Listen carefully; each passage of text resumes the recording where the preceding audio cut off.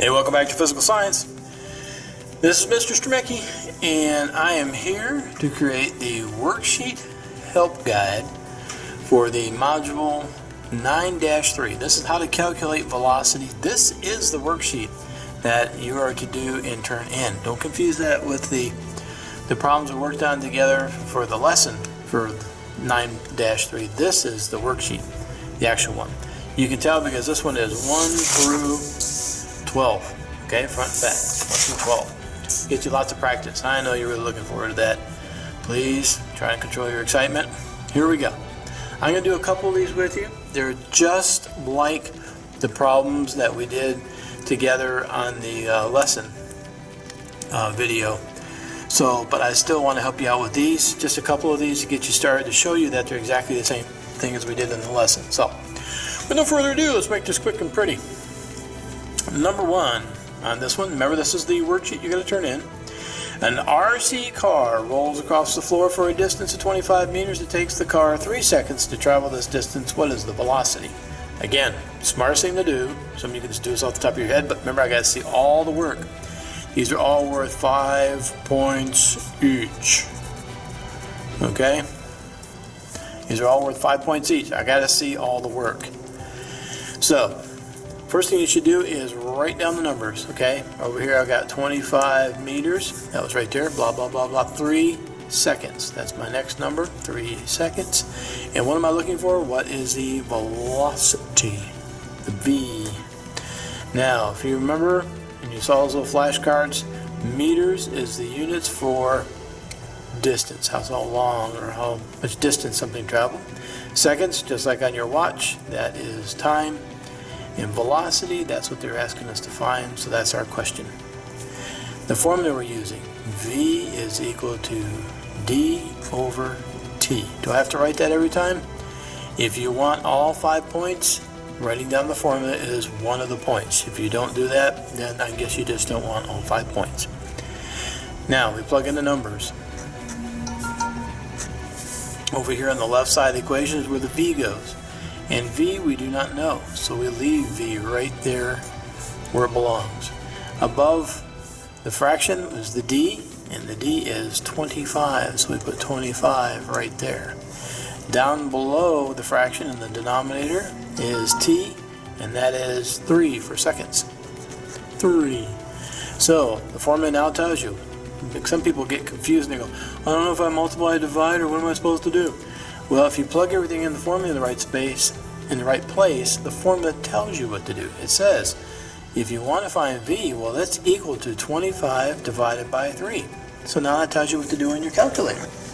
So now you just get your handy dandy little calculator out, and we answer the question. It's 25 divided by 3. And that's equal to 8.333333. And we do not use repeat bars in here. You just round it up. So we're just going to say 8.3. Okay? 8.3. Now, the last little part that goes on the end here is the units. And again, those flashcards, you look back at them, it'll tell you what the units are. But for velocity, remember velocity comes in either meters per second or in kilometers per hour. And since we are dealing with meters and seconds, then we must have meters per second, like that. Now remember, where's my 5 points? Let's make sure you didn't forget any of your 5 points. Let's go back and double check. You wrote down the formula. That's 1 point. You plugged the numbers in the right place. That's 2 points. You remembered to divide the right one by the right number. You did your math right, so that's another point. You remembered to put the units on the end. That's your 4th point. And then the last point you get for effort. Always try. Never leave anything blank in here.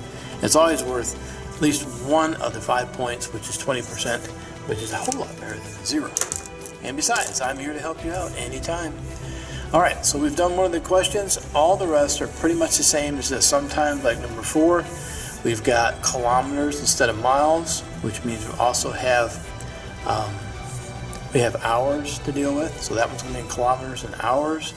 Sometimes they'll be asking you to find the distance, like look at number 5. How far will the bird travel? That's the distance they're asking you for. So you got to look back at that example we did in class on distance and be really careful. Number 6, I tried to do the conversion for you so you didn't have to. Some people get confused. It says a race car averages 120 meters per second on a track.